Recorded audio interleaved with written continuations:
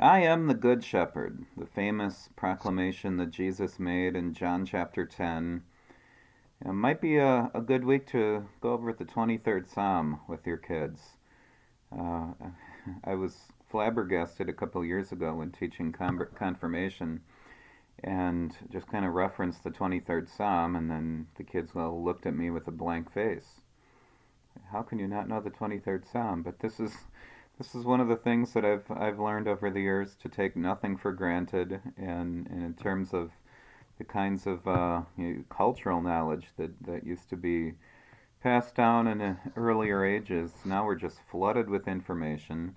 We're flooded with content, and there are very few things now that are like commonly known common texts. At one time, Psalm 23, the idea of Jesus as a shepherd, would have been a common part of vocabulary of the culture, and it's just not anymore. And so, rather than lament how things aren't, let's try to do something about it. This week, let's make it an objective when your kids leave Sunday school. They will know that Jesus is their shepherd and that they are Jesus's little lambs. Now, the other kind of problem here with teaching this lesson, the sheer number of agricultural metaphors in Scripture that we have to explain to a non-agrarian society. Yeah, this would have obviously been powerful for people who knew about the relationship between sheep and shepherds. Our kids, our adults, don't always have such a concept. So, to start with, one of the things to really know about shepherds and sheep in the Middle East, that's an important way to understand Jesus' metaphor here. If we picture people herding animals, I grew up in the country. I would see people kind of herding goats. Actually, my family had goats, and I can picture my dad getting the goats to go. He'd walk up behind the goats, and the goats would walk. So he was behind the goats. He would kind of push them with his physical presence. I've seen people move cows that way. But think about how you would get your dog to go where you want him or her to go. Would you go behind the dog and push the dog? Well, I guess it possibly depends on the dog. But I think probably most of you would walk on ahead of the dog and motion to the dog, or most likely call to the dog. And this is how shepherds of first century Palestine would have moved their sheep. Not by hitting them, not by walking up behind them and pushing them, but going ahead of them and calling to them. And sheep, well, the sheep have a reputation of being dumb animals. It's a little bit overstated. I actually researched this a few years ago, and I preached a sermon on this lesson. Maybe I can dig that sermon up and send it to you guys this week if you want to review it. Sheep are not actually dumb. It's that sheep are actually herd animals. And they also, well, I'll send you the sermon so you can see like what the deal is with sheep. They're not really stupid in the way that we've understood animals to be stupid. They will know the voice of the one who is in charge of them. And so this metaphor is really powerful here as Jesus talks about leading his sheep. He goes out on ahead of them, he calls, they follow. And this literally is what takes place for us today. Jesus has gone ahead of us into heaven, but his voice reaches us. He calls to us, and we follow his voice, his word, which we hear, which we have the privilege of speaking. The word of Jesus is what draws us in. This is why we're going to be gathering at Zion on Sunday, this and no other reason, because Jesus' voice has called us to follow him. So the metaphor here is that Jesus is the one who leads us and also the one who takes care of us. And it's really obvious in this text here that there are wolves. that there are enemies who would seek to destroy us. And there is a devil, and he is real, and he wants to kill. He wants to kill us, which means not just depriving us of physical life in this world, but the kind of killing that the devil wants to do is the all time constant dying for all eternity that he is going to be suffering. And so the shepherd tells us that there is an enemy, there is a wolf who seeks to kill and destroy, but he has come in order to give us life, and not just life, but abundant life, meaningful life, a life that matters, a life of consequence, and a life that will endure for all time. Though we die, yet we shall live, as we follow our shepherd who went into the grave and came out the other side. So really, that's the core basic truth here that Jesus is teaching here. There are enemies out there, and but they can't harm us when the shepherd when we're following his voice. The enemies will be kept at bay, and the shepherd loves us enough that he's willing to lay down his life for us. And in fact, he is previewing, of course, what he would do on the cross. There's, I guess, another set of characters in the story: the hired hands, those who are entrusted to take care of the sheep, but at the first sign of danger, take off running. This is a shot Jesus was taking at the religious leaders of that day. I mean, the Gospel of John. If you read the Gospel of John from start to finish, you've got this story of conflict between Jesus and the religious leaders of the day: the Pharisees, the scribes, the Sadducees, the religious elite. And what Jesus is saying is these guys don't care about the sheep. They're there for their own money. They're paid. They show up to punch a clock, but they're not at all concerned about the flock that they have been called to minister to. And so Jesus says, I though am not like one of these hired hands who's gonna run at the first sign of trouble. I'm not here to serve my own interests. I'm here for the good of the sheep. I'm here for the good of the flock. And since that time, the apostles who adhered to his word, they became shepherds themselves.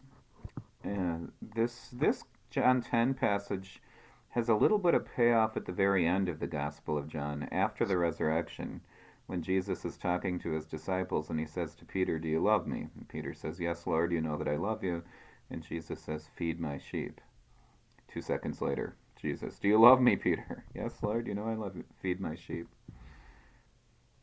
A couple seconds later, "Do you love me, Peter?" "Yes, Lord, you know that I love you. Feed my sheep." So, in that story, Jesus is giving Peter a chance to kind of make up for his threefold denial with this threefold affirmation.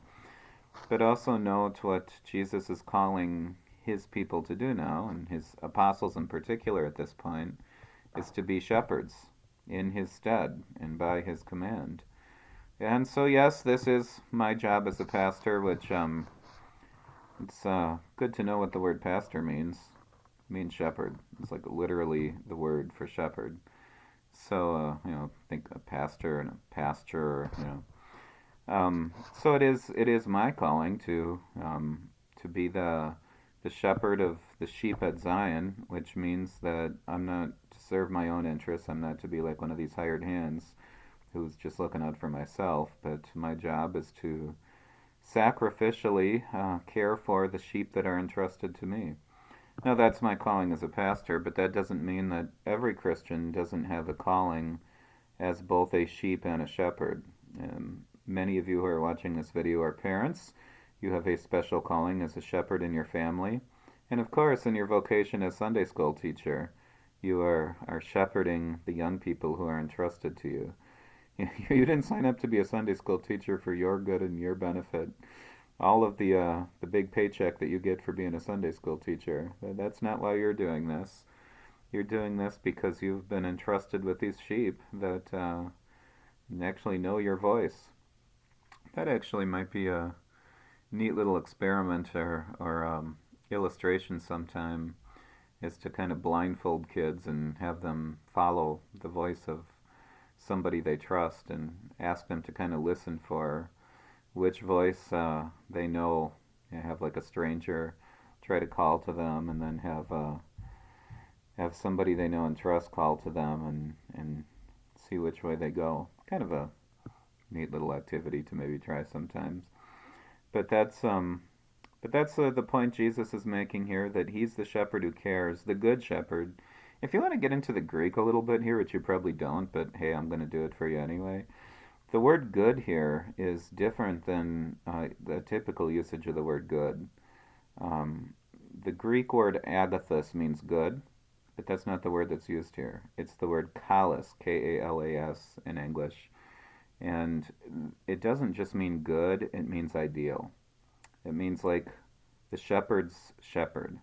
If you're going to um, plan for the very best shepherd possible, that's not just a good shepherd, that'd be the kalos shepherd. And that's what Jesus is calling himself here. He's not just a good shepherd, he's the best possible shepherd, the shepherd's shepherd, the ideal prototype of any shepherd. And that is because of the sacrificial aspect of his shepherding, that he is willing to lay down his life for the good of the sheep. All right. Oh, and then there's one other kind of important textual at the end of the text, an important message for the future. When Jesus is talking about his work, he says, "Oh yeah, I got other sheep too. Yeah, I must get the other sheep who are not of this sheepfold." And what he's referring to there are the nations, those who are not physically descended from Abraham. And those were the sheep that God had gathered at a particular time and in a particular place. But now Jesus is saying the sheep pen is going to get a whole lot bigger. There's sheep from every tribe, every language, every nation, excuse me, that need to be incorporated into the sheepfold. So that's the other kind of important moment in this text. Yeah, I think we hit the important stuff. What does the story tell us about God and his mercies? There's this interesting moment where Jesus talks about the relationship he has with his Father. I know the Father knows me.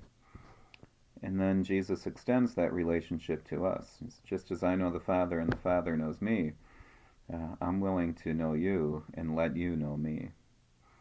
So what does the story tell us about God and his mercies? It tells us that he wants to know us.